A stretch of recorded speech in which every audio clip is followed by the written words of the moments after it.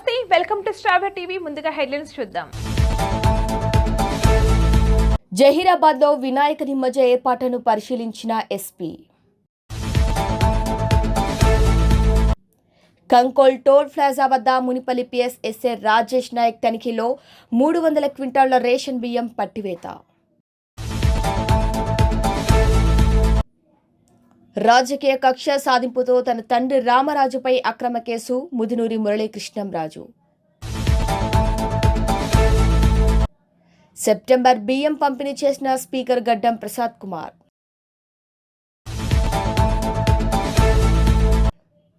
రైతు వేదిక వద్ద యూరియా కోసం నడి రోడ్డుపై రైతుల నిరసన.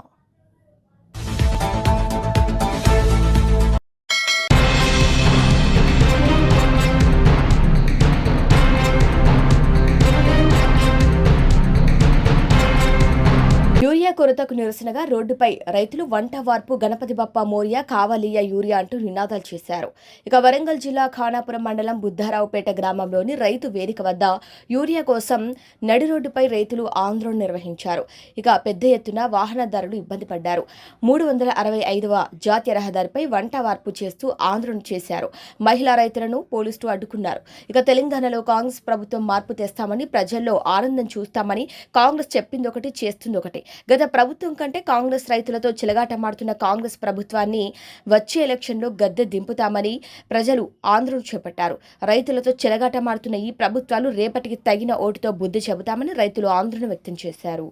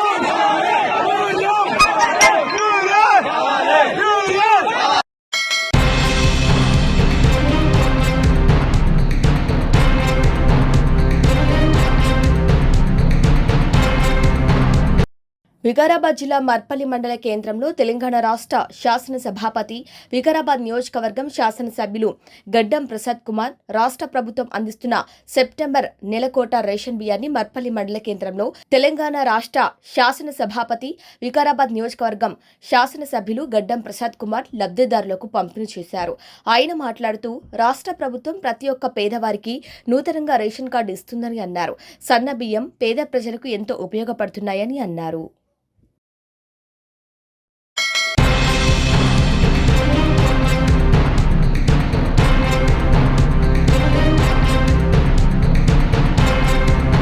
ఒక్కటి గుర్తు పెట్టుకోవాలి, ప్రజలు ఏ ప్రాజెక్ట్ అయినా అది ఎంత పెద్దదైనా సరే అందులో ఎంతైనా మింగొచ్చు. ఈ లెక్కన కాళేశ్వరం ప్రాజెక్టు విలువ 1,00,000 కోట్లకి పెంచారు. ఇక తప్పుంటే జైలుకి, తప్పు లేకుంటే ఫామ్ హౌస్కి, తప్పు లేదని నిరూపించుకోమని అన్నారు.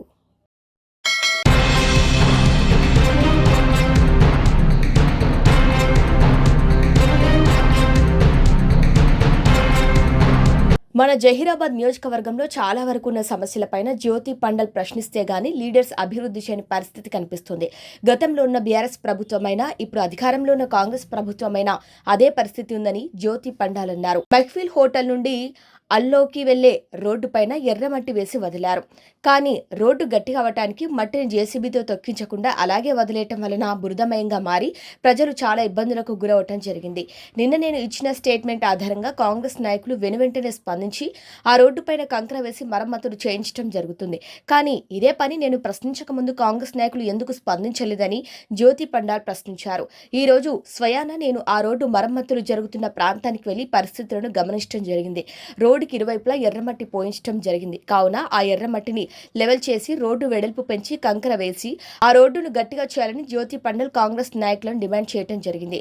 ఆర్ఎన్బి అధికారులు అలాగే కాంగ్రెస్ నాయకులు కూడా చేపట్టిన రోడ్డు మరమ్మతులు పూర్తి చేయాలని, సగం పనులు చేయకండి జ్యోతి పండల్ కాంగ్రెస్ నాయకులకు సూచించడం జరిగింది.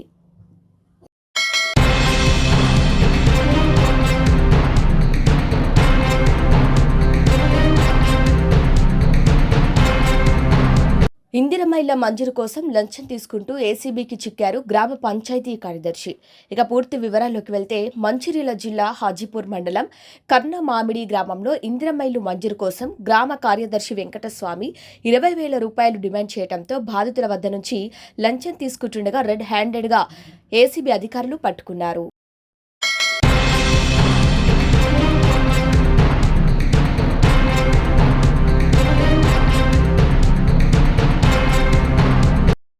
అక్రమంగా తరలిస్తున్న 300 క్వింటాల రేషన్ బియ్యాన్ని పట్టుకున్నారు మునిపల్లి పోలీసులు.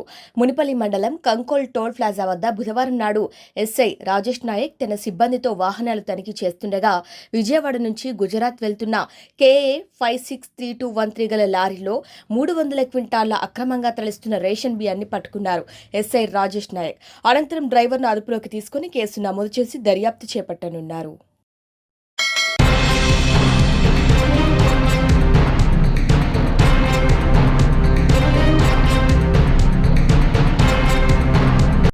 కాకినాడ జిల్లా పత్తిపాడు మండలం ధర్మవరంలో వైసీపీ నాయకుడు నరసాపురం పార్లమెంట్ పరిశీలకులు ముదునూరి మురళీకృష్ణంరాజు నివాసంలో నిర్వహించిన మీడియా సమావేశంలో ఆయన మాట్లాడుతూ కూటమి ప్రభుత్వం అక్రమ కేసులకు తెరలేపుతూ నియోజకవర్గంలో ఎప్పుడూ లేని సంస్కృతి తీసుకువస్తుందని మండిపడ్డారు. 86 సంవత్సరాల వయసున్న నా తండ్రి ముదునూరి రామరాజుపై ఎంపీడీఓ కుమార్ బాబు అధికార పార్టీ అండదండలతో అక్రమంగా కేసులు పెట్టించారని ఆరోపించారు. రాజకీయాలకు సంబంధం లేని తన తండ్రి రామరాజుపై రాజకీయ కక్షలో భాగంగానే మహిళా పోలీసులతో అసభ్యంగా ప్రవర్తించారంటూ అక్రమ కేసు పెట్టారని ఆరోపించారు. ఈ ఘటనపై జిల్లా స్థాయి అధికారులతో కమిటీ వేసి నిజ నిర్ధారణ చేసి అక్రమ కేసుకు పాల్పడిన ఎంపీడీఓని సస్పెండ్ చేయాలని మురళీకృష్ణంరాజు డిమాండ్ చేశారు. తన తండ్రి మానసిక క్షోభకి గురి చేసిన వారిపై కఠిన చర్యలు తీసుకోవాలని డిమాండ్ చేశారు. ముదునూరి మురళీకృష్ణంరాజుకి మద్దతుగా మాజీ ఎమ్మెల్సీ అంగూరి లక్ష్మీ శివకుమారి, ఎంపీపీ గొల్ల కాంతి సుధాకర్ హాజరై మీడియాతో మాట్లాడుతూ 86 సంవత్సరాల వయసున్న ముదునూరి రామరాజుపై సభ్య సమాజం తలదించుకునేలా అక్రమంగా కేసు పెట్టడం బాధాకరమని, ఈ ఘటనకు బాధ్యుడైన ఎంపీడీఓని సస్పెండ్ చేయాలంటూ డిమాండ్ చేశారు. ఈ సందర్భంగా ఆగ మేఘాలపై కేసు నమోదు చేసిన పోలీసుల తీరును వారు తప్పుపట్టారు.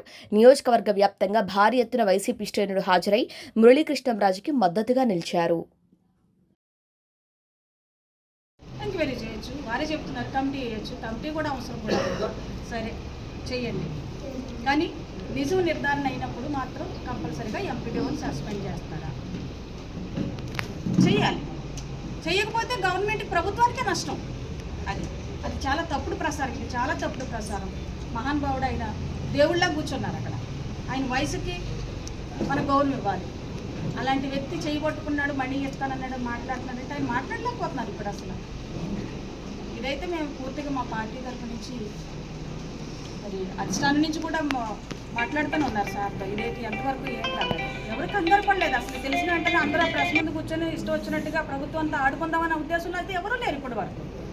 మేము కూడా ఇప్పుడు జాగ్రత్తగానే మాట్లాడతాం. జాగ్రత్త అంటే తప్పు లేనిది ఎందుకు తప్పును సృష్టించారు, పెద్ద అయింది ఎందుకు పరువు తీయడానికి మీరు ఈ కుటుంబం పట్ల వ్యక్తిగత కక్ష లేదా రాజకీయ కక్ష అనేది తేల్చాలి. అలాగే దీనికి కారకులైనటువంటి ఎంపీడీఓ గారిని ఆయన ఎంక్వైరీ చేయకుండా ఇష్టానుసారంగా బయటకు మాట్లాడడం అనేది చాలా పొరపాటుగా మేము భావిస్తున్నాం. కాబట్టి వారికి నేను ప్రతిపాడు మండల పరిషత్ అధ్యక్షుడు విజయకాంత్ సుధాకర్. అయితే ఇక్కడ జరిగిన విషయం ఇంచుమించుగా అందరికీ తెలిసిందే. కాకపోతే ఏంటంటే విషయాన్ని బాగా పరిశీలిస్తే ఒక 86 సంవత్సరములైనటువంటి ఒక వ్యక్తి దగ్గరికి, అంటే 86 సంవత్సరములు వచ్చాయంటే ఆ వ్యక్తి యొక్క పరిస్థితి ఎలా ఉంటుందో ప్రత్యేకంగా ఎవరు చెప్పక్కర్లేదు. దట్టు ఈ కేసు ఫైల్ చేయడం అనేటువంటిది ఒక సామాన్యుడు పోలీస్ స్టేషన్కి వెళ్ళి కేసు ఫైల్ చేయడానికి కంప్లైంట్ ఇస్తే సుమారు 4 రోజులు 5 రోజులు వారం రోజులు కూడా తీసుకున్న టైం ఉంది. కట్టలేని పరిస్థితి, కేసు కట్టలేని పరిస్థితులు కూడా ఉన్నాయి. అటువంటిది ఆగమేఘాల మీద ఒక రోజు గడవక ముందే ఎఫ్ఐఆర్ కట్టడం జరిగిందంటే ఇందులో పెద్ద కుట్ర కోణం కనపడుతుందనే విషయం బాగా పరిశీలించాలి. మీడియా మిత్రులందరికీ నేను సెలవిస్తున్నాను. ఎవరైనా సరే 86 సంవత్సరముల వ్యక్తి మీద ఈ కేసు పెట్టారంటే ఆయన వ్యక్తిత్వం ఏంటి, ఆయన పరిస్థితి ఏంటి, ఆయన నడవడిక ఏంటి, ఆయన ఎలాగ మూవ్ అవుతున్నారు అనేటువంటిది ఫస్ట్ ప్రైమరీ ఎంక్వైరీ అని ఉంటుంది పోలీసు ద్వారా. కనీసం అటువంటి ప్రైమరీ ఎంక్వైరీ కూడా లేకుండా వాళ్ళు ఏదో పైనుంచి ఎవరు చెప్పారో ఏం చెప్పారో మాకు తెలియదు, కానీ ఎవరో చెప్పిన విషయాన్ని బట్టి సెక్షన్లు కూడా బహుశా వాళ్ళే చెప్పుకుంటారు పోలీసు వాళ్ళకి. ఆ సెక్షన్స్ వేసి ఈ రాష్ట్రం యొక్క పరువు. ప్రెస్ సోదరులకి, ఎలక్ట్రానిక్ మీడియా మిత్రులకు అందరికీ కూడా, ఇక్కడ విచ్చేసినటువంటి మీ అందరికీ కూడా పేరు పేరు కూడా ధన్యవాదాలు తెలియజేస్తున్నాం. ఇక్కడికి మీ అందరినీ పిలవడానికి ఒక కారణం ఉంది, ప్రధానమైనటువంటి కారణం. మొన్న 1వ తారీఖు నాడు ధర్మవరం గ్రామంలో ఇలా మా నివాసంలో ఒక వ్యక్తి ఒక మహిళని లోపలికి సొరబడి మా నాన్నగారు కిందన కూర్చుంటే ఏదో మాట్లాడి వెళ్ళిపోయి బయటికి వెళ్ళి నన్ను అసభ్యకరంగా ప్రవర్తించారు, నన్ను దూషించారు అని చెప్పి పత్తిపాడు ఎంపీడీఓ ఆఫీస్కి వెళ్ళడం జరిగింది. అక్కడ ఆయన ఒక ఉద్దేశపూర్వకంగా ఈ కార్యక్రమం చేసి ఒక 86 సంవత్సరాలు ఉన్నటువంటి పెద్ద ఆయన బట్టలు ఆయన వేసుకోలేరు. ఆయనకు బట్టలు పొద్దున్నే సత్తమే వేసి బయట తీసుకొచ్చి కూర్చోబెడతాం. లోపల కూర్చోబెట్టి ఆయన భోజనం కూడా చేయలేరు, గ్లాస్తో కలిపి. పొద్దున్న టిఫిన్ గ్లాస్తో కలిపి పట్టిందాం, మధ్యాహ్నం భోజనం కూడా గ్లాస్తో పట్టిందాం, సాయంత్రం కూడా అదే పరిస్థితి. అలాంటి వ్యక్తి మీద ఒక దారుణమైనటువంటి ఆరోపణ, సమాజం సిగ్గుపడే విధంగా ఆరోపణ చేసి ఈ కూటమి ప్రభుత్వంలో వెనకాలండి ఒక ఎంపీడీఓతో అత్యుత్సాహంగా ఈ కార్యక్రమం చేయడం, మానసికంగా కూడా ఎంతో గౌరవంగా బతికినటువంటి వ్యక్తి, 86 సంవత్సరాల్లో రాజకీయాలు తెలియదు, ఆయనకి ఏమైనటువంటి తెలియదు, ఒక్క చిన్న ఘర్షణ మాట్లాడడం తెలియదు, తప్పుడు మాటలు మాట్లాడడం తెలియదు. అందరూ కూడా ఎంక్వైరీ చేయొచ్చు. అలాంటి వ్యక్తి మీద, ఎంతో గౌరవంగా బతికినటువంటి వ్యక్తి మీద సమాజం అంతా కూడా సిగ్గుపడే విధంగా ఎంత నీచానికి దిగజారి ఎంపీడీఓ ఒక మండల అభివృద్ధి అధికారి అయి నుండి అతను చాలా నీచంగా వ్యవహరించాడు. మండల ఆఫీసులో ఎవరైతే మహిళలు ఉన్నారో రమ్మండం, వెంటనే కలెక్టర్ గారికి పెట్టడం, ఎస్పీ గారికి పెట్టడం, పోలీస్ స్టేషన్ కంప్లైంట్ ఇచ్చి ఏం జరిగింది, ఆ ఇంటికి నువ్వు అక్రమంగా వెళ్ళవలసిన పరిస్థితి ఇంటికి వచ్చింది, ఆ లోపలికి నువ్వు ఎందుకు వెళ్ళావు, ఆయన పెన్షన్ తీసుకుంటున్నారా, ఎప్పుడన్నా ఇంట్లో పెన్షన్ ఎవరికైనా ఇచ్చేవా, ఆయన మీద బోళ్ళు ఆస్తులు ఉన్నాయి, సంతోషంగా బతుకుతున్నారు, గౌరవంగా బతుకుతున్నారు. ఒక వ్యక్తి నీకు ఎవరు పరమాయించారని ఎంపీడీఓకి పరమాయిస్తే ఒక ఎస్టీ మహిళని కొత్తగా ప్లాన్ చేసి తీసుకొచ్చి లోపలికి, కాంపౌండ్ లోపలికి, బిల్డింగ్ లోపలికి తీసుకొచ్చి ఆయన మీద జీవితాంతం కూడా ఎంతో గౌరవంగా బతికినటువంటి వ్యక్తి మీద సిగ్గు లేకుండా కూడా కంప్లైంట్ ఇప్పించి ఎక్కడ తయారు చేస్తుంది? ఈ సమాజం ఎలా పడుతుంది? ఈ కూటమి ప్రభుత్వం ఇదే చేయమన్నా నిన్ను ఎవరిని మెప్పు పొందడానికి, ఎవరి దగ్గర నువ్వు మెప్పు పొందడానికి పనిచేసేవని నువ్వు ఇటుపక్క ఆలోచించాల్సిన అవసరం లేదా? ఒక గౌరవంగా బతికినటువంటి కుటుంబం ఏంటి? ఆయన అలాంటి వ్యక్తి, ఆ అమ్మాయికి ఎందుకు జరిగింది, ఆ వయసు ఎంత, ఎందుకు లోపలికి వెళ్ళవలసిన పరిస్థితి వచ్చింది, ఏమైనా పెన్షన్ తీసుకుంటున్నారా, ఎందుకు వెళ్ళావు నువ్వు అని అడగడం జరిగిందా? నువ్వు అధికారంలో లేం గనక ఆపోజిషన్లో ఉన్న పెట్టుకుంటే తప్పుడు కేసులు పెడితే కూడా సమాజం మెప్పు పొందేలాగా కొంత నమ్మేలాగా చేయాలి. 86 సంవత్సరాలు ఆయన ఎన్నాళ్ళు బతుకుతారో తెలియదు. తెల్లారుజామున 5 గంటల నుంచి మందులు వేయాలి. కార్డియో ఇబ్బంది ఉంది, షుగర్ ఉంది, బీపీ ఉంది, అన్ని రకాల వ్యాధులతోటి మోషన్ కూడా ఆయన పంచులు అయిపోతుంటారు. మేము మారుతూ ఉంటాం. అలాంటి వ్యక్తిని లేచేటప్పుడు మీరు చూద్దరు కానీ 2-3 నిమిషాలు పడుతుంది, కూర్చుంట్లో 2-3 నిమిషాలు పడుతుంది, అలా కొంచెం చేపు ఉంటే కానీ నల్లాని పరిస్థితి. అలాంటి వ్యక్తిని నీకు కేసు పెట్టేదానికి సిగ్గులేదా అని అడుగుతున్నావు. నువ్వు ఎంప్లాయీవా, రాజకీయ నాయకుడువా? ఎందుకు ఇలాంటి తప్పుడు పనులకు నువ్వు దిగారు? నువ్వు ఒక మండల అభివృద్ధి అధికారి ఉండి ఒక గౌరవంగా బతికే వాళ్ళ మీద కనీసం 1 సైడ్ వెళ్ళిపోతావా? దేని గురించి? ఎవరు పంపారు నిన్ను? ఇవన్నీ కూడా కలెక్టర్ గారు కానివ్వండి, ఎస్పీ గారు కానివ్వండి, వీళ్ళందరూ ఒక ఉన్నత స్థాయి అధికారిని నియమించి దీని మీద సమగ్ర నివేదిక తెప్పించాలని, ఎండీఓని సస్పెండ్ చేయాలని. ఇలాంటి పరిస్థితి ఒక గౌరవంగా బతికే వారికి ఎవరికి కూడా మాకు జరిగినటువంటి ఇబ్బంది ఎవరికి జరగకూడదు అని మీ అందరి ద్వారా కూడా గౌరవ జిల్లాధికారులు కూడా కోరుతా ఉన్నాం.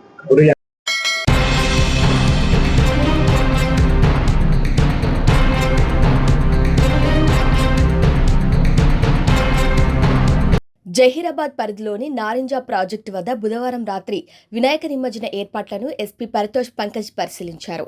నిమజ్జనం కోసం చేసిన ఏర్పాట్లను అక్కడి పోలీస్ అధికారులను అడిగి తెలుసుకున్నారు. వినాయక నిమజ్జనాన్ని ప్రశాంతంగా జరుపుకోవాలని ఆయన సూచించారు. ఈ కార్యక్రమంలో జహీరాబాద్ డీఎస్పీ సైదార్ నాయక్, సిఐ శివలింగం, ఎస్ఐ వినయ్ కుమార్ పాల్గొన్నారు.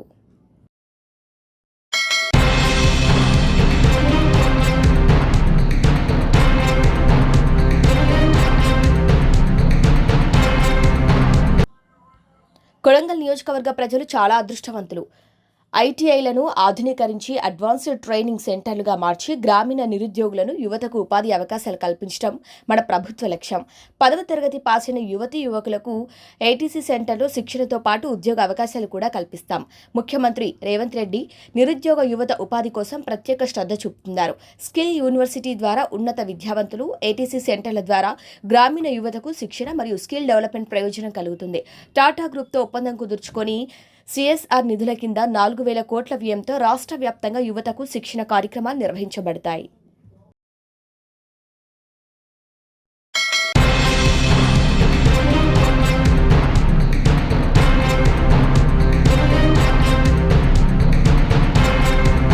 బులెటిన్ హెడ్లైన్స్ మరొకసారి. జహీరాబాద్లో వినాయక నిమజ్జన ఏర్పాట్లను పరిశీలించిన ఎస్పీ. కంకోల్ టోల్ ప్లాజా వద్ద మునిపల్లి పిఎస్ ఎస్ఏ రాజేష్ నాయక్ తనిఖీలో 300 క్వింటాళ్ల రేషన్ బియ్యం పట్టివేత. రాజకీయ కక్ష సాధింపుతో తన తండ్రి రామరాజుపై అక్రమ కేసు, ముదునూరి మురళీకృష్ణంరాజు.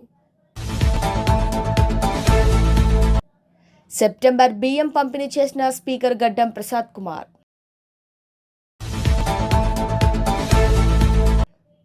రైతు వేదిక వద్ద యూరియా కోసం నడి రోడ్డుపై రైతుల నిరసన.